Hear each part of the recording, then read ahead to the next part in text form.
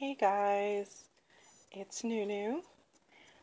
I know it's been about a week or so, or a little over a week since I posted my last video, and just wanted to let you guys know what was going on.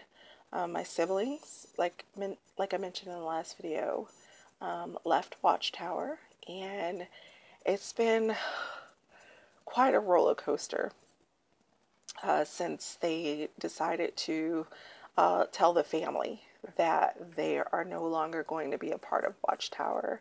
Of course, me being the older sibling and being the first one to leave, I am now looked at as the one responsible for my siblings leaving, which is just not true. My siblings made a choice to leave, just like I made a choice last year.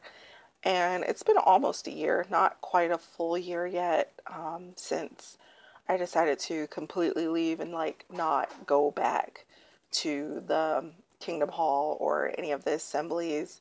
It was hard because it's kind of hard to start fading away. At least it was for me. And of course, these videos are to talk about my experience leaving Watchtower and actually being when I was growing up, being part of Watchtower. So this isn't, again, to bash anybody or any religion or any specific beliefs. This is just to tell my experiences and what I've gone through and what I continue to go through today. The shunning is real. Especially now since I have a younger brother and a younger sister who's left. And another brother of mine is talking about trying to fade away now. And he had pretty much the same reasons that I left and my brother and sister left. My other younger brother, he's wanting to leave because he has children and he doesn't want them to grow up the way we did, being afraid to make their own decisions and to learn about different religions and to find their own beliefs and to educate themselves, basically. My little sister had to leave college. I remember she was in school and she had started against parental orders, I guess, to not go to college. And I remember she went anyway, and they did everything they could to drag her out of school. And she ended up leaving. She ended up dropping out of school, and she could have had such a promising career, such a talented girl. And I guess the good thing about being out now, she's thinking about going back to school. So I'm hoping she'll do that. But my brother was saying to me the other day how he didn't want his kids to feel like they couldn't educate themselves and, you know, think outside of the cult, that religion, whatever you want to call it. And I don't know if any of you guys have experienced this. I guess whatever cult or sect or religion you've grown up in, it may not have been Jehovah's Witnesses or Watchtower or anything. It could have been other religions. I get a lot of emails from you guys, and it's not just JWs, and I appreciate everyone who reaches out because that's my whole purpose of making these videos, to connect with other survivors of any cult. But I don't know if any of you guys have experienced this where you've wanted to pursue higher education or take lessons in something that you're really talented at. Like me, I play musical instruments, but I pretty much had to teach myself because, you know, I wanted to join band in school and I wanted to, you know, take lessons and go and try to perfect these skills. And fortunately, I stuck with it. I was very disciplined and I play well, but, you know, who knows how far I could have gone playing these instruments. I play more than one instrument. So if I really had training, you know, to perfect these talents, I really feel like I could have gone far because I truly enjoy playing music. I enjoy writing music and just using it as an outlet to anything. Music is such a great outlet.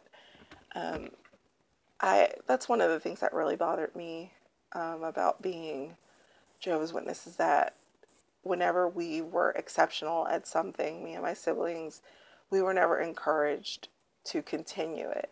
It was just, oh, that's nice. You do that. Okay. But you got to put Watchtower first. Make sure your studies are done before you even think about playing the piano. Make sure your Bible study is done. Make sure you're prepared for field service before you even think about picking up those drumsticks. It was just like, that had to come first before anything. And while I appreciate spirituality, as I'm still a spiritual person, I think that there needs to be a balance with it all. Otherwise, you drive yourself mad, and you don't really give yourself the credit that you really deserve to do something well and be good at it and enjoy it.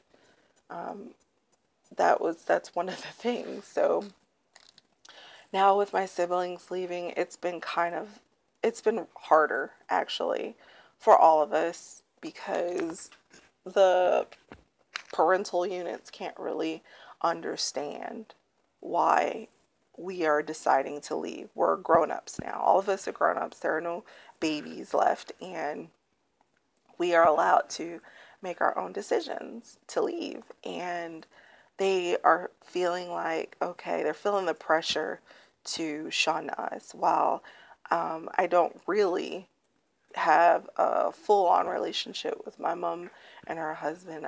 It's a limited relationship, but see, limited doesn't mean non-existent. And really, I talk mostly, well, used to talk mostly with my mom. I didn't really talk to the guy she chose to remarry, because he was the one who abused us when we were children. So it was very difficult to maintain a close relationship with her when she's with the person who caused the trauma in our childhood and pretty much broke us apart as a family. So the shunning, I guess, has become a lot easier for her now, because it was very limited in the first place, even when we were still going to the Kingdom Hall. But now she can really take her shunning to the full level now that we're gone. And one of the last things she said to me, she spoke to me briefly after my siblings came out and decided to leave a few weeks ago. One of the last things she said to me was, I really hoped that you would be the one to stick to the quote unquote truth, aka what I call the lie. And she said, I thought you'd be a good example for your brothers and sisters. Really? Thought I'd be a good example, as if I'm a bad example. No, I'm considered a bad example and bad association because I simply chose to leave a poisonous organization that discourages people from freedom of thinking, freedom of choice, and basically educating themselves, having higher education. I chose to go to school. I chose to get my degrees and have a career now that I absolutely enjoy. And she asked me, was that when I decided to go to school, was that when I decided to start looking at the organization and studying and making my way out? Honestly, no, it was way before then. It was a long time ago when I knew something was wrong when I was a kid, when I was being abused and this abuse was being condoned and hidden. And now these things cannot be hidden anymore. So I brought up the Australia Royal Commission to my mother, and she did not like that at all because, we could have been one of those cases. And I noticed that when bringing up the past, when wanting to talk about what happened, it's like, it's not done. We're totally discouraged from talking about what actually happened when we were younger. And so scriptures are thrown at us like, Ephesians and Corinthians about bad association and about how, we have to move forward and not look back at the past. And it's like, okay, you move forward after you've reconciled the past. If you try to pretend that the past never happened, then, you know, you're pretty doomed to repeat it.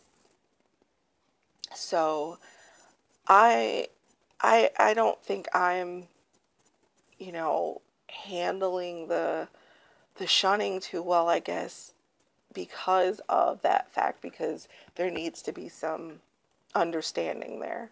There needs to be a conversation, but I don't think it's going to happen, especially since now I have siblings who are leaving and I'm pretty much being told that I'm the blame for it, and I'm not. I can't take credit for my siblings deciding to educate themselves. They decided to do that, and that is a wonderful thing, and they should get credit for that. And I encourage them all the time to continue to stay strong. And if they ever need help, I'm there for them.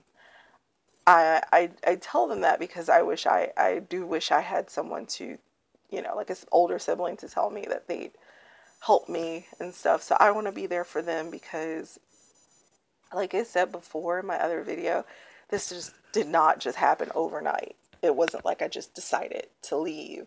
It took several years of research and studying and praying, really, keeping my faith to know that I was going to eventually know the truth once it was, you know, in my grasp, that I was going to be able to hold on to it and be confident in my decision. So I encourage my siblings, even now, to have confidence in their decisions and not let anybody else's words influence them in a negative way. To let them make their own decisions, whether they decide to go back or they decide that this is not the truth, that Watchtower is not the way to go. And so I tell them all the time that I'm very proud of them. And while it's still a challenge right now, while our family's still going through these motions, I think eventually it will be better. I have to think that way. I have to try to make it better, you know. So you guys, I'm coming up past my 10 minutes, but we'll talk soon. Please leave your comments. I'm always appreciative of your emails and comments and you guys sharing your thoughts and your stories. It's so great to connect with you guys. We'll talk soon. I'll try not to go too long without making another video. There's so much to talk about. I'll talk more about the shunning next week. I hope you guys are doing well. Talk soon.